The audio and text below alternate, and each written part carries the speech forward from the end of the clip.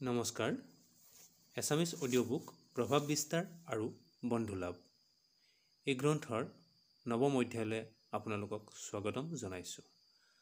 আদেশ শুনিবলৈ কোনেও ভাল নাপায়। আমেৰিকাৰ বহু বিখ্যাত মানুহৰ জীৱনী লেখিকা মিছ ইডা টাৰ্বেলৰ লগত মোৰ অলপতে সাক্ষাৎ হৈছিল।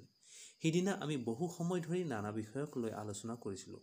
কথাৰ মাজতে মই যেতিয়া তেওঁক ক'লোঁ যে মই এই কিতাপখন লিখি আছোঁ, তেতিয়া তেওঁ মোক কিছুমান গুৰুত্বপূৰ্ণ কথা কৈছিল।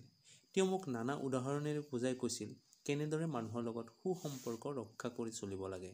তেওঁ মোক কৈছিল যে তেওঁ যেতিয়া অ'ৱেন ডি য়ঙৰ জীৱনী লিখি আছিল, তেতিয়া তেওঁ য়ঙৰ লগত কাম কৰা মানুহ এজনৰ লগত ৩ ঘণ্টা ধৰি কথা পাতিছিল। মানুহজনে কৈছিল যে য়ঙে কেতিয়াও কাকো আদেশ নিদিছিল। তেওঁ সকলো সময়তে মাথোন উপদেশহে দিছিল।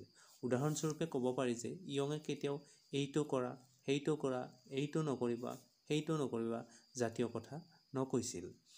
তেওঁ বৰং কাৰোবাক কিবা ক'ব লগা থাকিলে এনেদৰে কৈছিল, এইটো এবাৰ ভাবি চাবচোন, কামটো এনেদৰে কৰিলেই বেছি ভাল হ'ব যেন লাগিছে। তথাপি আপুনি যি ভাল দেখে তাকে কৰিব, বা চিঠিৰ ভাষা অলপমান সলনি কৰি দিলে কেনে হয়, ইত্যাদি। তেওঁ সকলো সময়তে মানুহক স্বাধীনভাৱে কাম কৰাৰ সুযোগ দিছিল।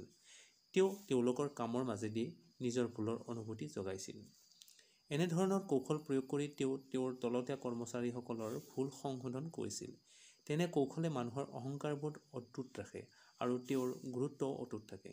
এনে কৌশলৰ ফলত কাৰো মনত কোনো ধৰণৰ বিদ্ৰোহৰ ভাৱ উদয় হোৱাৰ সম্ভাৱনা নাথাকে।